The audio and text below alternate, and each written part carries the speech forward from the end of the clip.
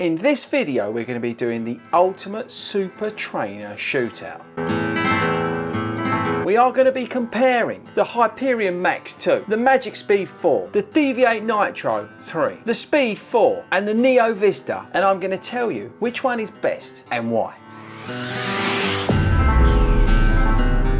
Hello everybody and welcome to FORDY Runs. My name is Chris Ford and I'm a professor of running shoes. And I love to talk about running shoes here on YouTube, and I want to know, have you subscribed to this YouTube channel? No? Well, I would really appreciate if you do before we continue with the rest of this video. Okay people, so there's a shootout going on today on this channel. We are going to be comparing all these super trainers, and I am going to tell you at the end of the video which one I prefer and why. Now, a caveat to all this, people, is that everybody's different, and just because I recommend one of these shoes, that doesn't mean it's the best, okay? Because the great thing about all of these shoes is they're going to work differently for everybody. So as a reference point, just to give you some numbers, if you don't know me already as a runner, my 10k PB is going towards 40 minutes. My half marathon is going towards 1:35, and my last marathon I think was 3:40 something or other, and my PB is about 3:39. So just to give you some reference points. I'm an everyday runner, I'm nothing special. I run about 40 miles a week on average, and I'm usually training for a marathon. Okay, so you got that in terms of facts and where we're at in terms of me as a runner. Okay, so let's move on and talk about the shoes. So super trainers is a trend that started, I think, with the Saucony Endorphin Speed. They took the daily trainer sort of model and then they stuck a plate in it and they made it feel really fast with some of these awesome super foams. And like I said, the Speed was the sort of, I don't know, the starting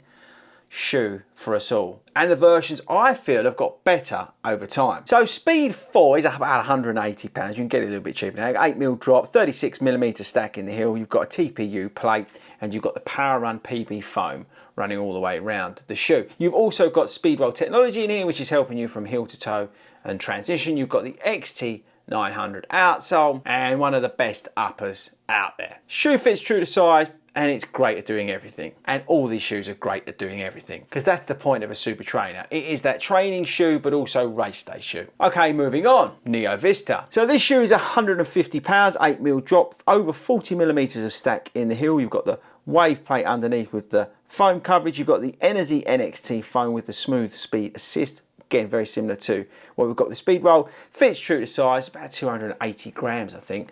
And you've got this one-piece knit upper. Right, next up we've got the Magic Speed, £460, everyday trainer into race day. Again, totally new, Flight Foam Turbo insert with the rest of the Flight Foam Blast Plus. Over 40mm stack again, 8mm drop, full length carbon plate, A6 grip on the outsole, and sort of fits true to size, but it does feel a little bit long. Then we've got a Hyperion Max 2 from Brooks. So this has got some pumped up stack height. This has gone up about 4mm and 6mm under the forefoot. Over 36mm in the heel, 6mm drop I believe. DNA Flash version 2. You've got the Speed Volt plate in there, rocker geometry, mesh upper, one of the best uppers I think of all the shoes. Fits true to size, again, racing to and training shoe, and I think that's about it. What is it, about £160 from memory. Okay, and last but not least, you've got the Puma DV8 Nitro 3, we've got Nitro Elite foam and Nitro foam. We've got a dual setup, £150, Power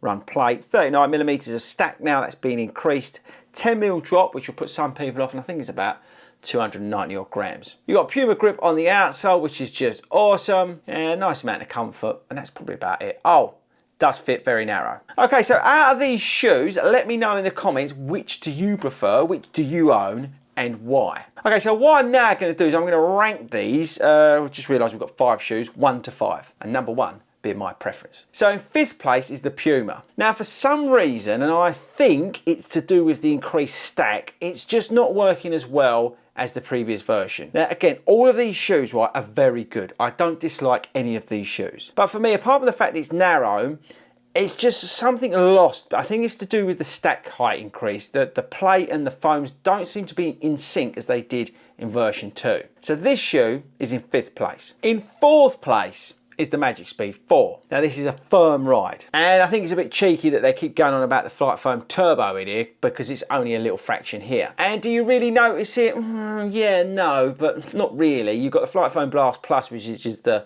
foam that's the majority of the shoe. And to be honest with you, that's what you feel with the carbon plate, and I think that's where you get the firmer ride. So I do prefer it over the Puma, mainly because of the fit, but it is a firmer ride. So yeah, it's still not brilliant, but there's nothing terrible here. Make sense? But look, this is massively improved versus the previous version. Okay, so in third place is the Neo Vista, and I really like this shoe. But this shoe for me is not really that sort of super trainer. It's a shoe that I just like to mop up miles in. It's a very mushy feeling, and if it didn't have the wave plate in it, it would be murder to run in. And I'm not overly fussed about the upper, which really does gather up. But I do enjoy going out there in the shoe just to potter about. It's one of those, you know, 3-4 miles here, 3-4 miles there. I like it. So yes, that's third place. And in a very tight second place is the Speed 4. I really like this shoe, and I mean really like this shoe. And I think, to be honest with you, this is the shoe out of all of these shoes that will work for the majority of the people. This is the shoe that it doesn't matter what sort of runner you are, this will work for you. So although it's in second place, and that's only in second place because of personal preference, but this shoe, to be honest with you, is probably the one to buy. It literally does everything. The Power Run PB is awesome, the plate's awesome, you can take this into a marathon, you can do everything in it. It's got one of the best uppers on the shoe. The XT900 is phenomenal.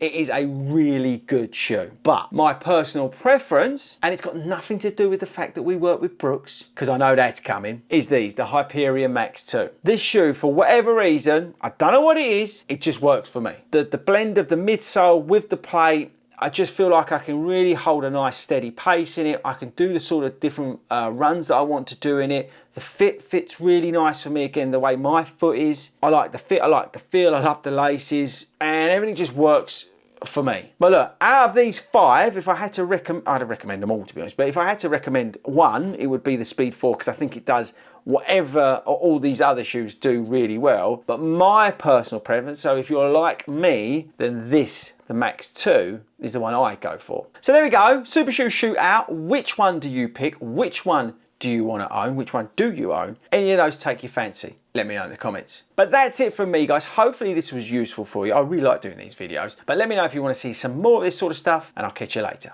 I come here for a fucking shootout, right? A proper shootout with some proper men. Like Colonel Custer and Geronimo. Have you ever heard of them? No. Because you were too busy in your penny baking fucking fairy cakes, weren't you?